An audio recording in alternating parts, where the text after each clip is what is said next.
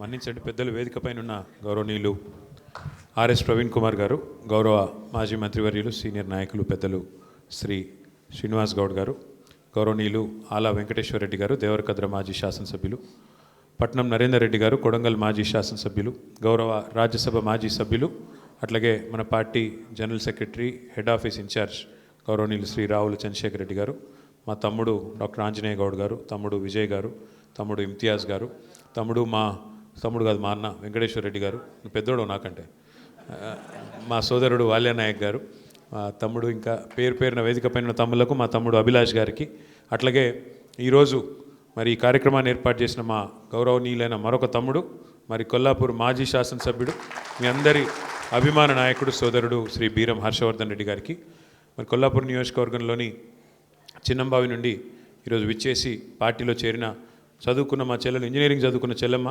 సర్పంచ్ గారు, ఏం పేరమ్మా, దివ్యశ్రీ గారికి, అట్లాగే వారితో పాటు విచ్చేసిన మిగతా గౌరవనీయులైన సర్పంచులు, మాజీ సర్పంచులు, అట్లాగే వార్డు సభ్యులు, ఇంకా ఉప సర్పంచులు, పేరున అందరికీ స్వాగతం. కొద్దిగా నేను ఆలస్యంగా వచ్చినాను, దయచేసి నన్ను మన్నించాలని కోరుతూ, అక్కడ వేరే ప్రోగ్రాంలో ఇరుక్కొని పోయింటి, అందుకే కొద్దిగా ఆలస్యమైంది, ఏమనుకోవద్దని చెప్పి కూడా కోరుతా ఉన్నాం.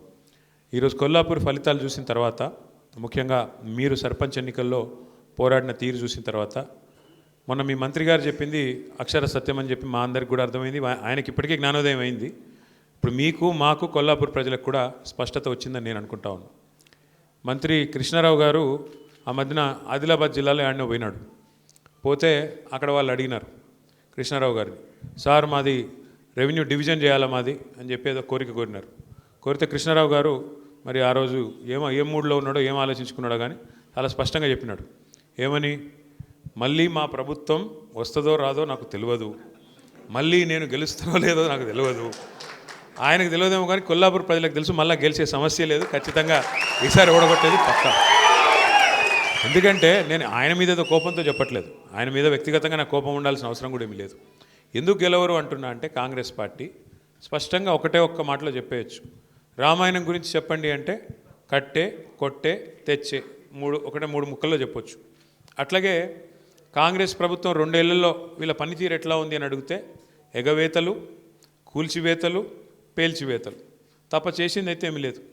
ఎగవేతలు అంటే 420 హామీలు ఇచ్చి, 6 గ్యారంటీలని అలవిగాని మాటలు చెప్పి, అడ్డమైన అబద్ధాలు చెప్పి కుర్చీలో కూర్చున్నారు.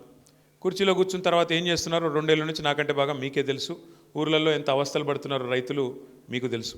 ఇక పేల్చివేతలు, మనమేమో చెక్ డ్యాములు కట్టినాం, ప్రాజెక్టులు కట్టినాం, మీ దగ్గర నార్లాపూర్ రిజర్వాయర్ కట్టి కేసీఆర్ గారు స్వయంగా వచ్చి బటన్ ఒత్తి ఆ పంపు చాలు చేసి నీళ్లు 145 మెగావాట్ల పవర్ ఉండే పంపు పెట్టి నీళ్లు, కృష్ణా నీళ్లను మీకు ఇచ్చే ప్రయత్నం కేసీఆర్ గారు చేసినారు.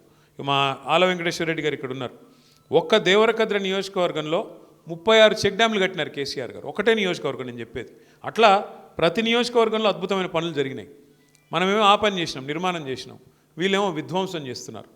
ప్రపంచ చరిత్రలో ఎక్కడైనా సరే చెక్ డ్యాములు కట్టాలి, చెరువులు కట్టాలి, నీళ్ళు ఇవ్వాలి అనే పద్ధతిలో ఆలోచించిన ప్రభుత్వాలను చూసినాం. కానీ మేడిగడ్డను పేల్చేయాలి, చెక్ డ్యాములను పేల్చేయాలి, అవసరమైతే ఆ బ్యారాజీని కూలగొట్టైనా సరే రాజకీయంగా లాభం పొందాలి అనే వికృతమైన, అనే ఒక కుసంస్కారమైన ప్రభుత్వం, కుసంస్కారమైన పార్టీ బహుశా భారతదేశ చరిత్రలో ఒక కాంగ్రెస్ పార్టీ మాత్రమే. ఇక మీకు తెలుసు, కూల్చివేతలు అయితే మీరు చూస్తూనే ఉన్నారు, ఎంత పెద్ద ఎత్తున పేదల ఇండ్లు కూలగొడుతున్నారు ఇలా రాష్ట్రంలో మీరు చూస్తూ ఉన్నారు. ఒక్క దగ్గరని కాదు, మహబూబ్ నగర్తో ప్రారంభమైంది. నాకు గుర్తున్నది, అక్కడ పాపం దివ్యాంగులు కొంతమంది కాళ్ళు చేయాలి సక్క లేని వాళ్ళు కాలనీ కట్టుకుంటే, వీళ్ళ ప్రభుత్వం వచ్చినాక మొట్టమొదటిసారి కూలగొట్టిందే ఆ దివ్యాంగుల కాలనీలో పోయి మొత్తం ఇళ్ళని కూలగొడితే మా సీనన్న పోయి వాళ్ళందరికీ అన్నం పెట్టి, పాపం ఎండకు ఎండుతూ వానకు నానుతుంటే పోయి వాళ్లకు ఆశ్రయం ఇచ్చి కాపాడినాడు శ్రీనివాస్ గౌడ్ గారు. ఈ ప్రభుత్వం ఈ 2 ఏళ్లలో సాధించింది మాత్రం శూన్యం. తమ అసమర్థతను కప్పిపుచ్చుకోవడానికి, తమ చేతగాంతనాన్ని కప్పిపుచ్చుకోనికే వీళ్ళు కొత్త పల్లవి అందుకున్నారు. ఏమంటారు ఏమని అడిగితే, ఏమైందయ్యా రేవంత్ రెడ్డి గారు, 6 గ్యారంటీలు ఎందుకు అమలు చేయట్లేదు, నెలకు 2,500,000 రూపాయలు ఇస్తానంటివి కదా మహిళలకు, ఎందుకు ఇస్తలేవు, 100 రోజుల్లో ఇస్తానంటివి, మరి ఇప్పటికే 25 నెలలు అయిపోయింది, 700-800 రోజులు అయిపోయింది, ఎప్పుడు ఇస్తావు అంటే ఒక్కటే పట్టుకున్నారు ఇంకా డైలాగ్, కేసీఆర్ అప్పులపాలు చేసిపోయినాడు, రాష్ట్రం దివాలా తీసింది, కేసీఆర్ అప్పులపాలు చేసిపోయినాడు, మేము ఇక్కడ ఏదో లంకె బిందెలు ఉంటాయనుకొని వచ్చినాం, లంకె బిందెలు లేవు, మేము ఢిల్లీకి పోతే మమ్మల్ని దొంగలాగా చూస్తున్నారు, చెప్పులు ఎత్తుకుపోతాను అనుకుంటున్నారు నన్ను చూస్తుంటే, కాబట్టి నాకు ఎవరు అపాయింట్మెంట్ ఇస్తలేడు. ఒక మాట మాత్రం మీకు చెప్పాలా, ఎందుకంటే మీ మంత్రి గారు కూడా అదే అబద్ధం చెప్తా ఉన్నాడు. జూపల్లి నేను చూసినా మొన్న, ఇదే జూపల్లి ఆనాడు కేసీఆర్ ప్రభుత్వంలో ఉన్నప్పుడు ఏం మాట్లాడినాడో మీ దగ్గర వీడియోలు అన్నీ ఉన్నాయి, లేకపోతే నేను పంపిస్తా. ఉన్నాయా? ఇదే మనిషి ఇవాళ అవకాశం కోసం అవకాశవాదంతో కాంగ్రెస్లో పోయి ఆయనకు టికెట్ ఇవ్వకపోతే, మనం హర్షవర్ధన్ రెడ్డి గారికి టికెట్ ఇస్తే కేవలం అవకాశవాదంతో పోయి ఇవాళ కేసీఆర్ గారిని తిట్టేంత పెద్దోడైపోయినాడు. ఒకనాడు కేసీఆర్ గారిని దేవుడు మా పాలమూరుకని పొగిడిన జూపల్లి ఇవాళ కేవలం స్వార్థం, కేవలం రాజకీయం కోసం అడ్డమైన అబద్ధాలు రేవంత్ రెడ్డి గురించి ఇలా మాట్లాడుతూ ఉన్నాడు.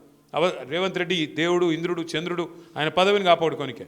ఎవరికి దేవుడు రేవంత్ రెడ్డి? ఎవరికి ఇంద్రుడు? ఎవరికి చంద్రుడు? ఏది మోసం చేసి మొత్తం రైతులందరినీ, ఒకరినిద్దరిని కాదు, రైతులందరినీ మోసం చేసినాడు కదా.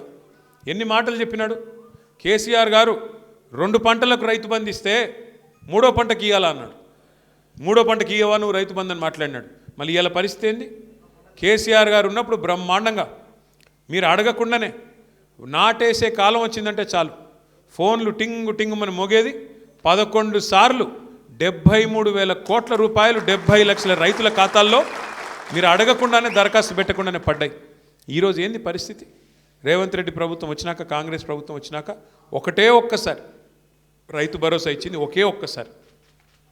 మొదటిసారి మనం కూడబెట్టిందే రైతు బంధు ఎలక్షన్లు అప్పుడు ఆపి, ఎలక్షన్లు అయినాక యాజ్ ఇట్ ఈజ్ అదే 5,000 ఇచ్చినారు. అది కేసీఆర్ గారు ఇచ్చింది తప్ప వీళ్ళు ఇచ్చింది కాదు. ఆ తర్వాత 2 సార్లు ఎగ్గొట్టినారు. మొన్న ఒకటే ఒక్కసారి రైతు భరోసా అని పేరు పెట్టి, అది కూడా 15,000 ఇస్తామని చెప్పి 12,000కి కటింగ్ పెట్టి ఒక్కసారి మొన్న 6,000 రూపాయలు ఇచ్చినారు. ఒకటే ఒక్కసారి. 2 ఏళ్లలో ఇచ్చింది ఒకే ఒక్కసారి. నికార్స్గా చెప్పాలంటే ఇది ఇలా రైతు పరిస్థితి. సరే, ఇక రైతు భరోసా పక్కన పెడితే, రైతు బంధు పక్కన పెడితే ఇలా రైతుల అవస్థ ఇప్పుడే హర్షవర్ధన్ రెడ్డి గారు చెప్పినారు. క్రాప్ హాలిడే ప్రకటించే దుస్థితి, యూరియా కోసం లైన్లలో యుద్ధాలు చేసే పరిస్థితి. నేను చెప్తుంది అబద్ధమా? మీరు చూస్తున్నారు గ్రామాల్లో. మీరు చూడండి ఒక్క మాట, లైన్లు కడుతున్నారు, చెప్పులు లైన్లో పెడుతున్నారు రైతులు. మరి అవన్నీ పేపర్ వాళ్ళు ఫోటోలు తీసి, మా తమ్ముళ్ళు వీడియోలు తీసి సోషల్ మీడియాలో పెడుతున్నారు. మరి తప్పించుకోవాలా? ఏం చేయాలా? అందుకే కొత్త ఉపాయం పనినాడు రేవంత్ రెడ్డి గారు. కొత్త ఉపాయం కనిపెట్టినాడు. ఏమని? ఇక షాప్లో కాదు, యాప్లో ఇస్తా అన్నాడు. షాప్లో ఇయ్యడంట యూరియా, యాప్లో ఎప్పుడు ఉంటుంది యూరియా? ఆడ షాప్లో ఉంటేనే కదా ఉండేది, ఈడ షాప్లో ఉంటేనే కదా యాప్లో ఉండేది. అది లేదంట. కానీ ఇప్పుడు ఇంకొక కొత్త ఆలోచన, యూరియా కార్డు అంటే ఇప్పుడు ఈ గ్యారంటీ కార్డులు అయిపోయినాయి, గ్యారంటీ కార్డులు మొత్తం అయిపోయినాయి అంటే, ఇంకా అన్నీ అమలు అయిపోయినాయి, అన్నీ జరిగిపోయినాయి. ఇప్పుడు యూరియా కార్డు ఇస్తారంట. నేను ఒకటే అడుగుతున్నా, ఆలోచించమని కోరుతున్నా మా కొల్లాపూర్ రైతన్నలందరినీ, రైతు బిడ్డలందరినీ. కేసీఆర్ గారు 10 ఏళ్ళు ప్రభుత్వాన్ని నడిపినప్పుడు ఒక ఆటోవాడికి డబ్బులు ఇస్తే బాయికాడికి వచ్చి బంగారం వలే 6 కావాలంటే 6, 10 కావాలంటే 10 బస్తాలు వేసిపోయిన మాట యాదికుందా? వాస్తవమేనని చెప్పేది. మరి కేసీఆర్ ఉన్నప్పుడు యూరియా కోసం కుస్తీలు లేవు, విత్తనాల కోసం పోటీలు లేవు, కరెంటు కష్టాలు లేవు, క్రాప్ హాలిడే లేవు, రైతు బంధు కోసం ప్రభుత్వం వైపు తిరిగి చూసే అవసరం లేదు. ఇవేవీ లేకుండా, కడుపులో చల్లగదలకుండా రైతన్నను మరి కంటికి రెప్పలా కాపాడుకున్నాడా లేదా కేసీఆర్ గారు? ఇలా అట్లాంటి కేసీఆర్ గారు మరి మన కోసం పాలమూరు రంగారెడ్డి ఎత్తిపోతల పథకాన్ని తలపెడితే 90% పనులు పూర్తి చేసి మీ నార్లాపూర్ కాడికే వచ్చి ఒక పంపు కూడా ఆన్ చేసి నీళ్లను, కృష్ణా నీళ్లను ఆ ప్రాంతానికి చూపెడితే 2 ఏళ్ళు అయిపోయింది రేవంత్ రెడ్డి గారు వచ్చి. 90% పని పూర్తయింది, కేవలం 10% మాత్రమే మిగిలింది. ఏనుగెళ్ళింది తోక చిక్కింది అన్నట్టు తోక మాత్రమే మిగిలింది. రిజర్వాయర్లు మీ కళ్ళ ముంగట కనబడుతున్నాయి కదా.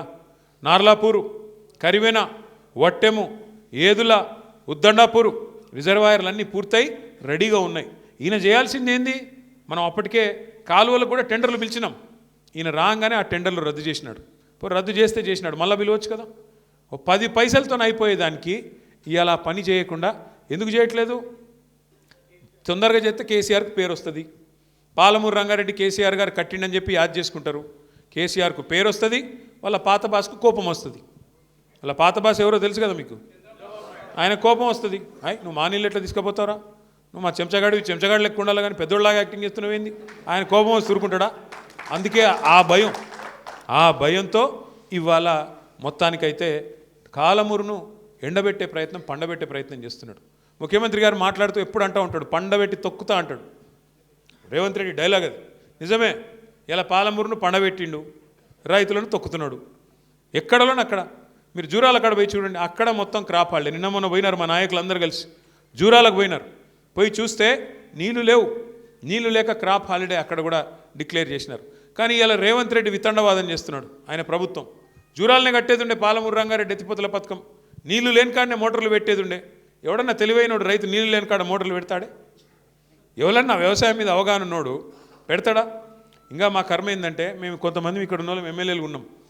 మా కర్మ ఏంటంటే రేవంత్ రెడ్డి కాడ నీటి పాటలు నేర్చుకోవాలంట మేము పోయి అసెంబ్లీకి. ఏ రేవంత్ రెడ్డి? దేవాదుల ఏ బేసిన్లో ఉందో తెలియని రేవంత్ రెడ్డి, ఏ వాగు ఏడుందో తెలియదు, ఏ వంక ఏడుందో తెలియదు, ఏ నది ఏడుందో తెలియదు. పోనీ అది కూడా కాదు, ఇంకా దారుణం ఏంటంటే బచావత్ అవార్డు ఏందో తెలియదు, బచావత్ ట్రిబ్యునల్ ఏందో తెలియదు, బ్రజేష్ కుమార్ ట్రిబ్యునల్ ఏందో తెలియదు, గోదావరికి ఏందో తెలియదు, కృష్ణకి ఏందో తెలియదు. ఈ మహానుభావుడు అంట వచ్చి మాకు చెప్తారంట నీళ్ళ మీద. బాక్రా నంగల్ ఒక ప్రాజెక్ట్ ఉంటుందన్న, మనం ఎట్లయితే ఇక్కడ కట్టుకున్నామో కాళేశ్వరం లెక్క బాక్రా నంగల్ అని నెహ్రూ గారి టైంలో అక్కడెక్కడో హిమాచల్ ప్రదేశ్లో ఉంటుంది. అది అక్కడ ఉత్తర భారతదేశంలో అక్కడ ఆ మూలకి హిమాలయాల కాడు ఉంటుంది. మొన్న రేవంత్ రెడ్డి గారు స్వాతంత్ర దినోత్సవం రోజు ఉపన్యాసం ఇచ్చిండి. అది చూసి ఏడ దుంకి సావాలని అర్థం కాలే మాకు. బాక్రా నంగల్ ప్రాజెక్టు తెలంగాణలో ఉన్నదని చెప్తున్నాడు ఆయన. ఇక ఈయన అంట మాకు వచ్చి మాకు నదుల గురించి, మాకు నీళ్ళ గురించి ఏది కేసీఆర్ గారికి వచ్చి ఇంకా ఈ పార్టీ దానికి కేసీఆర్ నువ్వు రా అసెంబ్లీకి, ఏది ఈయన కాడ నేర్చుకోవాలా బాక్రా నంగల్ యాడున్నది, లేకపోతే చెక్ డ్యామ్ని ఎట్లా బేల్ చేయాలా, మేడిగడ్డను ఎట్లా బేల్ చేసినాం, ఇవన్నీ చూపెట్టడానికే పీపీటీ పవర్ పాయింట్ ప్రజెంటేషన్ ఇస్తారంట. దయచేసి మీరు ఒక్కటే గుర్తుపెట్టుకోండి, కొల్లాపూర్లో మీ అందరితో ఒకటే ప్రార్థన. సరే జరిగింది, మనం ఎందుకు ఓడిపోయినాం 2023లో ఏ కారణం చేతనో మహబూబ్నగర్ జిల్లాలో కేవలం 2 సీట్లు వచ్చినాయి, నడిగడ్డలో, గద్వాల, అలంపూరు, మిగతా 12 కూడా మనం ఓడిపోయినాం. కొన్ని చోట్ల మీ వాళ్ళు కూడా ఏమనుకున్నారంటే, పోతే మా హర్ష ఓడిపోతాడులే కానీ కేసీఆర్ గారు ఉంటాడులే అనుకున్నారులే. కొల్లాపూర్ వాళ్ళు కూడా పోతే హర్ష పోతాడేమో కానీ అనుకున్నారు. అట్లా చాలామంది అనుకున్నారు.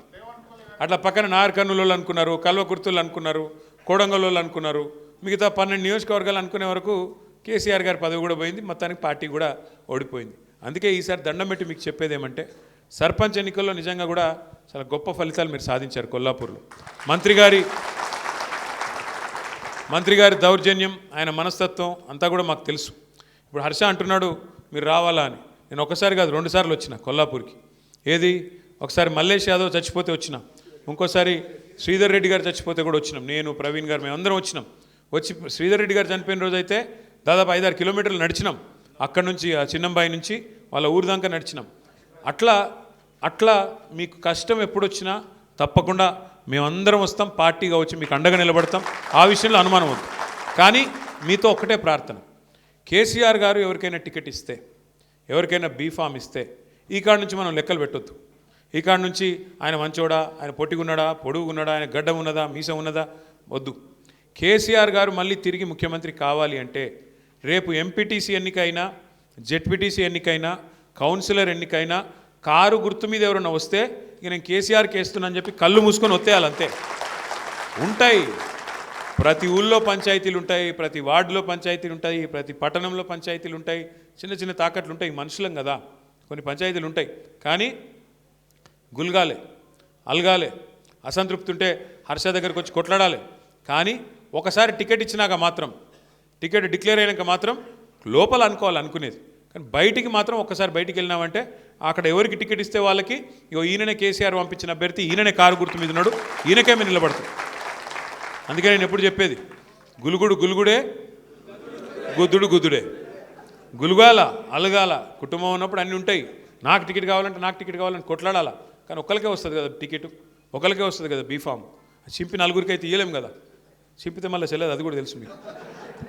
కాబట్టి కొల్లాపూర్ మున్సిపాలిటీలో కానీ, జిల్లా పరిషత్లో కానీ మీరు మంచి విజయాలు సాధించాలని, హర్షవర్ధన్ రెడ్డి గారి నాయకత్వంలో మీరు పురోగమించాలని, చక్కగా రేపటి రోజున హర్ష కూడా మీకు అండగా మరింత ఎక్కువ టైం కొల్లాపూర్లో గడపాలని, అది కూడా చెప్తున్నాను, ఎక్కువ మీ మధ్యలోనే ఉండాలని చెప్పి కూడా మనస్ఫూర్తిగా ఆకాంక్షిస్తూ, మొన్నటి ఎన్నికల్లో అభ్యర్థుల